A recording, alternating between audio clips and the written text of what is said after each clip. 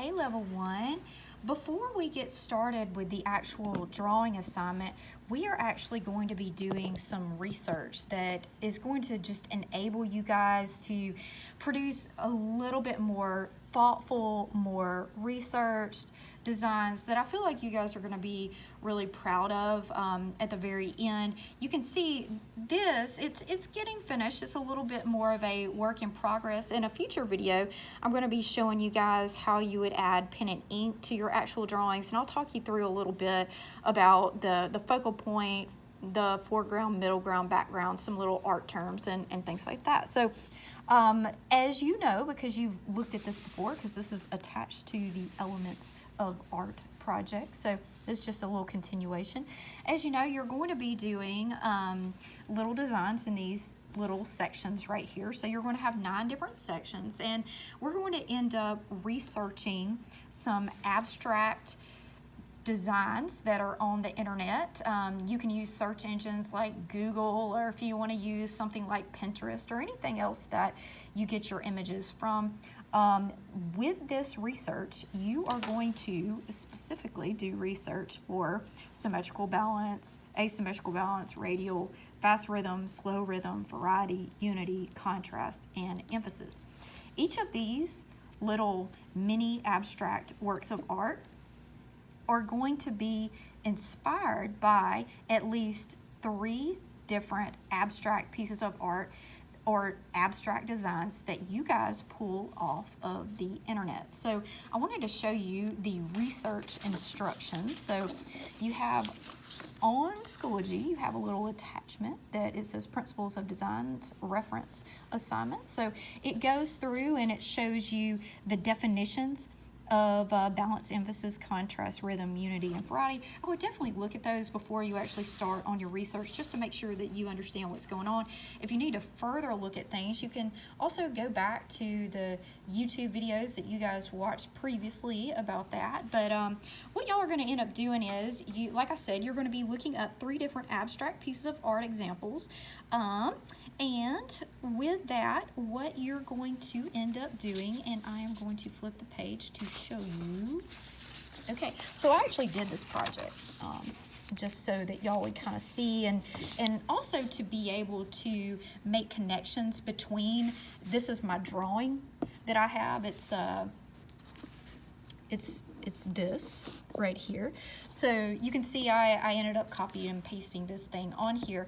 So you can see, like in this research for symmetrical balance, what I ended up doing, I ended up typing in symmetrical balance, and I wanted to use circle design. So I typed that in, and I had some really interesting things to come up. And I really did like this. I know this isn't quite exactly abstract, but it does have abstract characteristics. But you can see in my drawing, just the way that it is divided out, it almost looks like a lighthouse light in a way to me.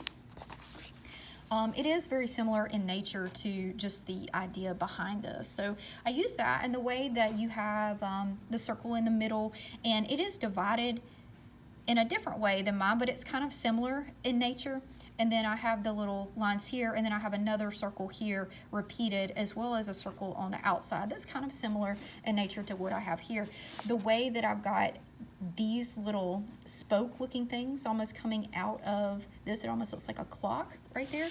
It's very similar to what you have here. So it's not the same, but you can see that I've taken little pieces of all the research here and I've plugged them in here. So that's really, for your research grade, that's truly what I want to see, is evidence of what I see here to what your actual drawing will be when you turn it in. And like I said, what is truly required of you is to have, you're going to write symmetrical balance, you're going to type that in, and then you're going to have your 3 different examples right here. I would love to see your actual drawing here. It would make my grading a lot easier because I wouldn't have to flip back and forth. But if you don't have time for that, that is fine. We're going to move on to symmetrical or asymmetrical balance, excuse me. So asymmetrical balance, this is my final product right here. So you can see I've got, and these are really small, but I've got different circle configurations that I found on the internet. And it's similar in nature because you see there are multiple circles here. You can kind of see the multiple circles. And also there's little arrows in quite a few of these drawings that, that I took. And I added some arrows here. I added the back of an arrow right there. And there's also repeated just vertical lines right there. So I've got some repeated lines. You can kind of see my repetition of lines there. So that's from that drawing. And we'll flip the page and let you kind of see. One thing in general that I noticed when you guys turned in the elements of art, you know, on some of your drawings, it looked like there was some research done, but I said, you know what, these kids can make a whole lot better if clearly they had to research this. So, you know, I do my best to make sure you guys are successful, and I hope this is going to be helpful to you guys. And of course, you'll be introduced to different designs and things like that through this, so you'll be learning while you're researching. So this radial balance right here, and you can see this is a little bit different than this was actually just a pencil drawing I had added to that drawing, so they're a little bit changed. But you can see with the radial balance, you've got the center and you've got the stuff coming out of it like you usually do. It's usually in a circular, if not always, formation here. This almost, to me, this little abstract thing reminds me of a fan, the way that it's set up, and I was inspired initially by that. And this further, you know, you can kind of see the way this is divided out. That's very similar, fan-like in nature to this. And this, it gets a little bit tighter as you go throughout here, but I was inspired by the mark making here to do some of the texture that you see on this particular drawing. So we come down here, and this is the fast rhythm. And you can see I've got my 3 examples here based on the fast rhythm, and you can see my piece of art down here that reflects that, and you can see that on this page right here. So you can see definitely the directional lines, the way that those go is very similar in nature to this. I took little pieces of this as well as the way that these do, and they intersect. That inspired me more to do that little corner line, and the way that there's some little dotted lines that interact with what's going on here. I had pulled those, and those are happening right there. So that's for the fast rhythm. If you're confused, rhythm is kind of a confusing thing. If you're confused about that, go back, look back at your definitions, look at the YouTube tutorials. If you need to look up further some things, you can type in fast rhythm or slow rhythm and get some information there. So slow rhythm, as we know with slow rhythm, there's a lot of just gaps in between, a lot of negative space going on, not a whole lot of busy texture, which is happening on the slow rhythm. You can see my actual drawing, which is right here, which is inspired by those, and you'll see the final product that's inked in right here. So on the slow rhythm, you can see I was inspired by these lovely little ladders, and I did kind of an abstract looking ladder right there. There are some kind of ladder looking lines that are happening here. There are also, if you kind of look at the up and down lines that are going on here, as well as there's some kind of, I guess, kind of a plant-like looking thing on the edge. I had pulled more like natural looking lines on the edge of that, so that was definitely inspired by that.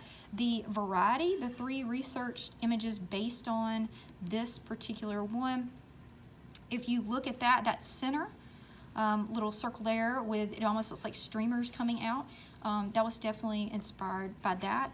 You can see further, I've got some, the way that there's some texture that's pulled into some of this. I have pulled some of that texture into that. The overlapping things that are going on here, I pulled that into that.